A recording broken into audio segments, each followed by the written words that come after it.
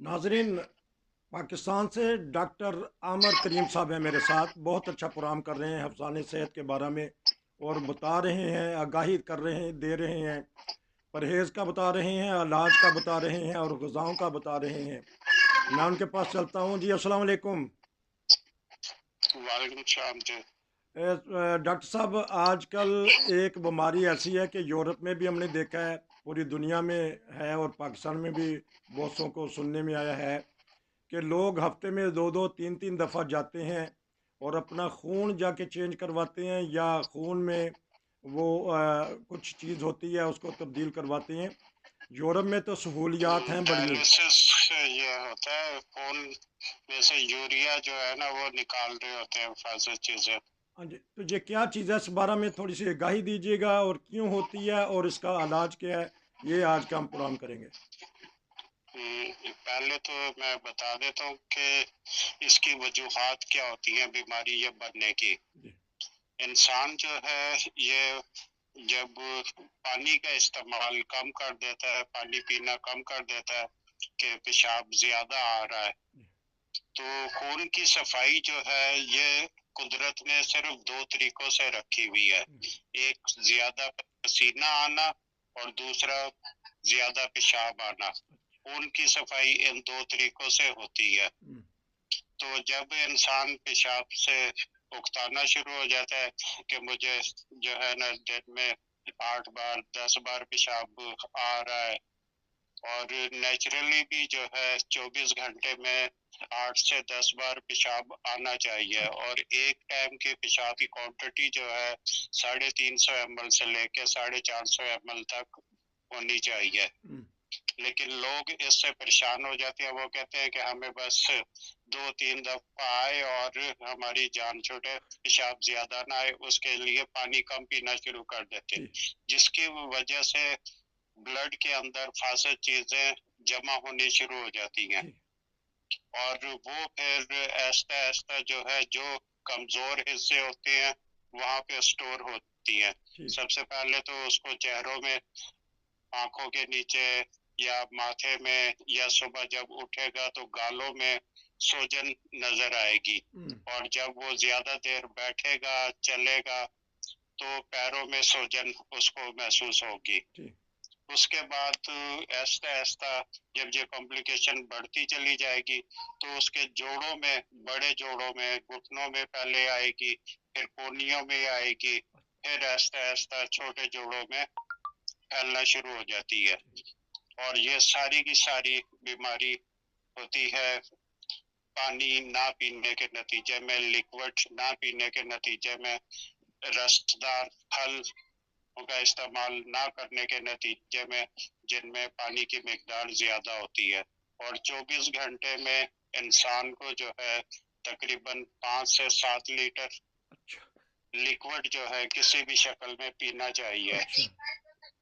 और जो है उसका डिस्चार्ज जो है वो पसीने के जरिए, पेशाब के जरिए, जो नॉर्मल इंसान है जिसको 24 घंटे में जो है 8-9 दफा पेशाब आ रहा है और नॉर्मल क्वांटिटी में आ रहा है, तो जी। तकरीबन जो है ना सांस के जरिए, स्टूल के जरिए, पेशाब के जरिए, पसीने के जरिए 4 लीटर, 4.5 लीटर, 5 लीटर खारिज होता है डेली का। अच्छा। इतना तो उसे पीना है उसको बैलेंस करने के लिए, अच्छा। और 2-2.5 लीटर ऊपर पीना है ताकि फिल्ट्रेशन का अमल प्रॉपर रहे। अच्छा। जो फाजिल चीजें ब्लड में आ रही हैं खुराक के जरिए, सांस के जरिए, हम्म। वो उसमें से फिल्टर होती रहे। जी। तो जो लोग इन चीजों पे बेहतियाती करते हैं तो वो फिर इन चीजों को भुगतते हैं, फिर आर्टिफिशियल तरीके पे डायलिसिस करवाने पड़ते हैं उन्हें। और हफ्ते में बाजों का 2 दफा हो रहे होते हैं, हम्म। बाजों को जो है एक दिन छोड़ के एक दिन हो रहे होते हैं। हम्म। तो ये वजूहात होती हैं। अच्छा, थोड़ा सा मैं सवाल कर लूँ, सिर्फ पानी की कमी ही जी वजह जी जी बनती है? करें। हाँ जी, सिर्फ पानी की ही कमी वजह होती है या कोई और वजूहात भी हैं? इसमें मेन वजह पानी की ही कमी है। पानी से मुराद लिक्विड जी। जो है जी। ना जी। बॉडी को 24 घंटे में जो है ना तकरीबन जो नॉर्मल शख्स है ना, काम करने वाला, थोड़ा बहुत चला फिरा है, ऑफिस में बैठ गया है, तो 5 से 7 लीटर पानी इसे लिक्विड चाहिए। तो वो डेली का अगर उसे मिलता रहे तो वो बेहतर है। और जो शख्स बेहोश है या लेटा हुआ है, बीमारी की वजह से चल फिर नहीं सकता, बिस्तर पे ही पेशाब पखाना उसका है, तो उसे भी 3 लीटर जो है 24 घंटे में पीना ही पीना है। और जो फिर मेहनत करने वाला है, पसीना बहुत ज्यादा कार्य करने वाला है, जैसे मजदूर है, खेती बाड़ी करने वाले हैं, तो इनके बहुत ज्यादा मेहनत होती है, तो इन्हें और ज्यादा पानी पीना चाहिए। जितना बॉडी में ब्लड होता है उतना ही लिक्विड पानी पीना चाहिए।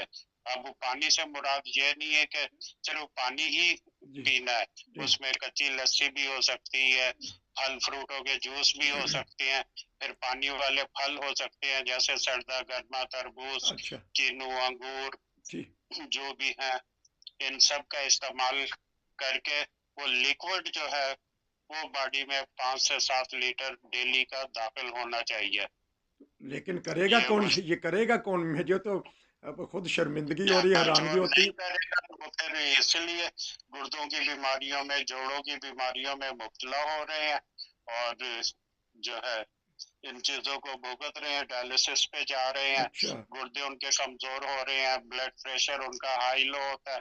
अब जब पेशेंट के गुर्दे जो है ना कमजोर होने शुरू हो गए हैं, उसके ब्लड में फासिल चीजें जमा होनी शुरू हो गई हैं, तो उसको तो बाज़ाहिर अपने जो है ना चेहरे पे या पाँव में इन्फ्लेमेशन, जोड़ों में दर्द नजर आती है, लेकिन ऐसा ऐसा उसके हार्ट भी कमजोर हो रहा होता है, उसकी ब्लड वेसल्स भी कमजोर हो रही होती हैं, उसका लीवर भी कमजोर हो रहा होता है, स्टमक भी कमजोर हो रहा होता है।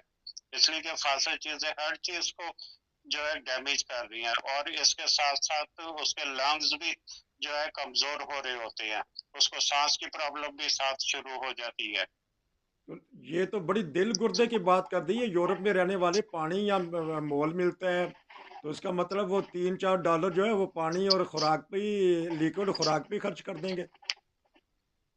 हाँ, तो वो तो खर्च करना पड़ेगा अगर सेहत चाहिए। अगर पानी कैश पे मिलता है तो कैश पे लेके पीना पड़ेगा, नहीं तो पानी वाले जो फल है, नेचुरल पानी, ये कोल्ड ड्रिंक टाइप का या जो स्टेरॉइड्स जिनमें शामिल होते हैं या साइट्रिक एसिड वगैरह शामिल होते हैं, इस तरह का पानी नहीं, फ्रेश वाटर या फिर नेचुरल जो है ना फल फ्रूटों का जूस, अच्छा, इस शक्ल का पानी जो है ये चाहिए जिस्म को। ठीक, ये तो होगी कि लगने की वजह। अब लग गई तो फिर क्या करना पड़ेगा? अब जब जिसको ये बीमारी लग गई है उसको अब एहतियात के लिए जो है ना इसमें सबसे बेहतरीन है, और हरा धनिया अगर जड़ों समेत मिल जाए आवाज कटी तो थी, वो आवाज उसको, कटी, थोड़ी सी आवाज कटी थी, बताइएगा दोबारा क्या? इसमें जो है सबसे बेहतर हरा धनिया है। अच्छा, हरा धनिया जो है वो इसको जड़ों समेत मिल जाए तो बहुत ही बेहतर है, उसकी पीस ले, चटनी बनाए, अच्छा, और उसको जो है ना पानी में हल करके पी ले। अच्छा, और दूसरे नंबर पे ये छल्ली जो भुट्टा होता है, कौन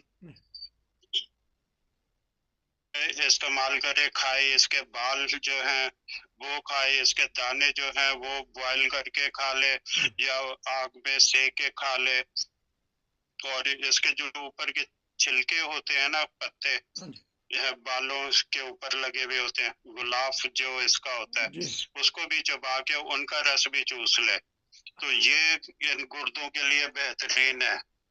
अच्छा, मैं दोहरा दूं क्योंकि थोड़ी सी आवाज़ में मसला होता है। डॉक्टर साहब ने बताया कि जो छल्ली होती है वो छिलके समेत ही ले आएं, उसके बाल भी इस्तेमाल कर सकते हैं, उसकी खाल भी इस्तेमाल कर सकते हैं, उसको छलियां खा खा के, क्योंकि छल्ली तो यहाँ जर्मनी में तो बहुत सारा मिल जाती है, बाहर भी खेतों में भी लगती है, किसान से जाके ले भी सकते हैं, सस्ती होती है, मार्केट मार्केट में भी आती है। अच्छा, एक धनिया बताया, एक छल्ली बताई, और इसका कोई ऐसा टोटका? जी, इसके साथ जो है ना होम्योपैथी की मेडिसिन एल सीरम एक है, वो 3-6 पोटेंसी में जो है ना लो पोटेंसी में ही कारगर है, वो इस्तेमाल कर सकते हैं। अच्छा। और दूसरे नंबर पर एडोनस वर्निलस, ये क्यू में इस्तेमाल कर सकते हैं। तो हाँ, ये तो जो है कॉमन इस्तेमाल करने वाली मेडिसिन है, जो हर शख्स डायलिसिस पे जो चला गया है उसकी अलामत इससे मैच करती हैं या नहीं करती हैं, वो इस्तेमाल कर सकता है। बाकी जो है वो मेडिसिन वो फिजिशियन के दिखाकर वो सजेस्ट करेगा कि इसके लिए क्या मेडिसिन है, वो साथ इस्तेमाल करेगा। अच्छा। तो यानी लिक्विड का इस्तेमाल उसने अपना बढ़ाना है, और धनिया और छली इसका इस्तेमाल करना है, और एल सीरम ठीक। जो है इसका इस्तेमाल करना है। जी अच्छा, क्योंकि आपने मोटा सा लिखा हुआ अपनी जो एडवर्टाइजमेंट किया कि आप दवाइयाँ छड़वा देते हैं, तो इससे मरीज ठीक भी हो जाता है, क्या उम्मीद दिलाते हैं आप? जी जी। और जो भी मेरे पास इस तरह से पेशेंट आते हैं एलोपैथी से होते हुए, तो एलोपैथी की मेडिसिन हम टोटल स्टॉप करवा देते हैं अच्छा। और इन नेचुरल चीजों के ऊपर ही लगवाते हैं। और साथ होमियो की मेडिसिन तो बेहतर होते हैं अल्लाह के फजल से। अच्छा, ठीक भी हो जाते हैं मरीज, इसमें ठीक भी हो जाते हैं या जी उसको? बिल्कुल मुकम्मल क्योर हो जाते हैं, डायलिसिस से बाहर आ जाते हैं, उनके गुर्दे जो है नेचुरल वर्क करना शुरू कर देते हैं। और जिनके गुर्दे शिलिंग भी हो जाते हैं उनका साइज भी नॉर्मल हो जाता है। इवन के बिल्कुल सूख भी जाए ना, अच्छा। और वो बिल्कुल डेड हो जाए, हम्म, वो भी हरा हो जाता है। तो इसका इलाज है कि भी ये नहीं कि ये ला इलाज नहीं है जी बल्कि? बिल्कुल अच्छा। इलाज है। हाँ, उसने सर्जरी ना करवाई हो, गुर्दा बाहर ना निकलवाया हो, तो वो बहाल हो जाएगा, ठीक हो जाएगा। इंशाल्लाह, लेकिन सर्जरी से मतलब कि कोई भी सर्जरी या सिर्फ गुर्दे की सर्जरी? ऑपरेशन यानी गुर्दे की, गुर्दे। जो भी जिस भी ऑर्गन के लिए आया पेशेंट हमारे पास, अगर पित्ते में पथरी है तो पित्ते का ऑपरेशन करवा के उसने पित्ता बाहर निकलवा दिया, तो वो नहीं हाँ, ठीक है फिर। है। गुर्दे की बात हो रही है तो गुर्दे का ऑपरेशन करवा के उसने बाहर निकलवा लिया, या उसने जो है कुछ भी करवा लिया, तो वो मुश्किल हो जाता है। अच्छा, तो एक क्योंकि हमारे एक जानने वाले हैं उनको हो गया था, तो ये आजकल यूरोप में आया है, हो सकता है पाकिस्तान में भी हो, ट्यूब अंदर रखवा लेते हैं कि जो जहरीला मादा है वो चूस लेती है ट्यूब, फिर उसको निकालने सुराख नहीं, करके। हाँ वो जी। ट्यूब अंदर नहीं, वो एक छोटा सा पुर्जा सा होता है, जी। वो गर्दन में लगा देते हैं जी। या बाजू में। जी। वो जब भी आप हॉस्पिटल जाएंगे तो वो जो है ना उसमें निडल को लगाते हैं, और वो ब्लड का काम जो है ना सर्कल शुरू हो जाता है, तो उनको नसें जो है ना वो तलाश नहीं करनी पड़ती। तो ये नहीं, तो ये अ, आपने बताया कि वहां जाके खून लाजमी बदलवाना होता है, ये नहीं कि अंदर रखवा ली जाए ट्यूब और वो खून ट्यूब? नहीं बदलते, वही खून जो है ना वो मशीन से प्रोसेस होकर वापस उसकी बॉडी में जा रहा होता है। अच्छा। उसके के अंदर जो सीरम होता है ना, जी। यूरिया, फासे चीजें, हम्म, वो पानी एक्सेस जो है ना वो ब्लड से वो छानती जाती है। हम्म। जो गुर्दे काम करते हैं वो आर्टिफिशियल तरीके से हो रहा होता है। तो नॉर्मल ये गुर्दों ये की सिस्टम होता है। हाँ जी, नॉर्मल ये गुर्दों की बीमारी है ये वाली जो डायलिसिस होती है? जी डायलिसिस होता ही उसी को ही है जिसके गुर्दे जो है ना सही काम नहीं कर पा रहे होते हैं। बॉडी को जो है बॉडी में से फासिल चीजों को डिस्चार्ज नहीं कर पा रहे होते, गैर जरूरी अज्जा को जिस्म से नहीं निकाल पाते, ठीक। पेशाब में रुकावट हो जाती है। अच्छा, ये बताइएगा कि इलाज भी कुछ आपने बताया और आपने बताया कि तंदुरुस्त भी होके आए हैं, ये किसी से लग भी सकती है, किसी के खून से या किसी के नहीं थूक से या किसी के? नहीं, ये इंसान की अपनी लापरवाही है, पानी की कमी, लिक्विड की कमी। लेकिन आपने तो मुझे भी फिक्रमंद कर दिया, मैं तो बहुत ही थोड़ा पीता हूँ। और जो आपने वजूहात बताई कि नहीं, पीना चाहिए लिक्विड। हाँ, कि डरते हैं हम लोग कि वो जो आपने बताया कि बार बार बाथरूम जाएगा बंदा, तो वो कहता है कि यार मैंने काम भी करना है तो। हाँ, जब भी इंसान जो है ना जो कम पानी पीने वाला है, अगर वो पानी पीना शुरू करेगा ना हम्म, तो शुरू में उसको बहुत ज्यादा पेशाब आएगा। अच्छा। और ये तकरीबन कैफियत ज्यादा से ज्यादा 1 हफ्ते तक रहती है, हाँ, उसके बाद ठीक हो जाता है। ठीक हो गया। तो लेकिन ये इसका ताल्लुक कि मच्छरों से भी है या अफ्रीका के उससे माहौल से भी है या पाकिस्तान के किसी माहौल से भी है? नहीं, माहौल से इसका कोई ताल्लुक नहीं है। ये सिर्फ और सिर्फ लिक्विड की कमी की वजह से है। नहीं तो अगर वो मच्छर काट जाए या इन्फेक्शन हो जाता है कि बाज जहरीले मच्छर होते होंगे गुर्दों। नहीं, वो अलग डिजीजें होती हैं, वो अलग होती हैं, उससे गुर्दों के ऊपर कोई इफेक्ट नहीं आता। अच्छा। वो जल्दी बीमारियां बनेंगी, या फिर जो है ना कोई एक्जिमा टाइप, खारिश टाइप, फोड़े फिंसियां या फीवर की कंडीशन, ठीक। इस तरह की। अच्छा मैं ये एक और बता दीजिएगा कि अगर किसी ये इसका इलाज अगर कोई मरीज़ है अगर वो नहीं बदलवाएगा तो फिर क्या होगा कि अगर किसी में पैसे देने की हिम्मत नहीं है या जाने की हिम्मत नहीं है। यूरोप में तो सहूलत है जर्मनी वगैरह। डायलिसिस अगर नहीं करवाएगा तो उसके लंग्स में पानी बढ़ना शुरू हो जाएगा, उसकी सांस फूलेगी, दम घुटेगा, और फिर डेथ होती है। अच्छा ये कोई ऐसा हुआ कि वाकया देखा कि जिसने लापरवाही की है या पैसों की वजह से ऐसा हुआ या नहीं करवा सका तो फिर जी, वो। देखे देखे हैं बेशुमार केस देखे हैं ऐसे, जो लापरवाही करते हैं। हम तो नेचुरल तरीके भी बता देते हैं, आपके पास नहीं है, आप जो है ना फल फ्रूट पानी वाले खाएं, और ये धनिया और छल्ली का इस्तेमाल डेली रखें, तो फिर तो बेहतर होना शुरू हो जाते हैं। लेकिन बाज ये चीज भी नहीं करते, तो वो फिर जल्दी एक्सपायर होते हैं।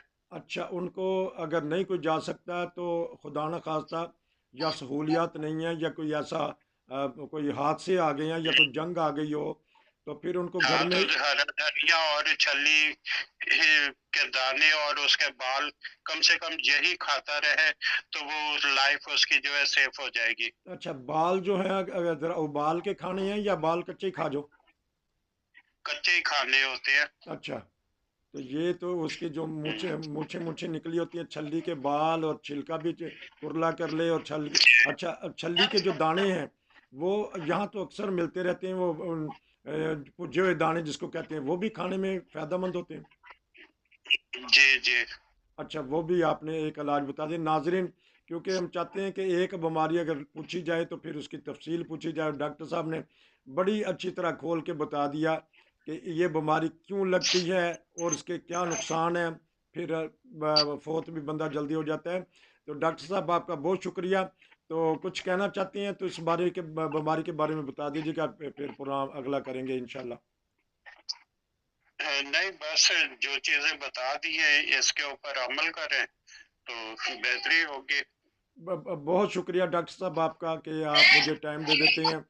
नाजरीन को बहुत फ़ायदा हो रहा है इसका या आने वाले दिनों में फ़ायदा होगा क्योंकि आवाज़ और वीडियो कायम रहती है कभी ना कभी ज़रूर फ़ायदा उठाते हैं। डॉक्टर साहब के लिए भी दुआ करें कि अल्लाह करे कि इनके जो मरीज़ कम हो जाएं क्योंकि मरीज़ तो कोई भी डॉक्टर नहीं चाहते कि मरीज़ ज़्यादा हैं। नहीं, बर बिल्कुल, हाँ जो जी। अमल करेगा वो हाँ, सेहत पाएगा। लेकिन ठीक। अल्लाह ताला आपके हाथ में ज़्यादा ज़्यादा शिफा याबी दे जिस तरह आपने दावा किया हुआ मुझे बड़ी आमीन। खुशी होती है कि डॉक्टर साहब बीमारी छुड़वा देते हैं।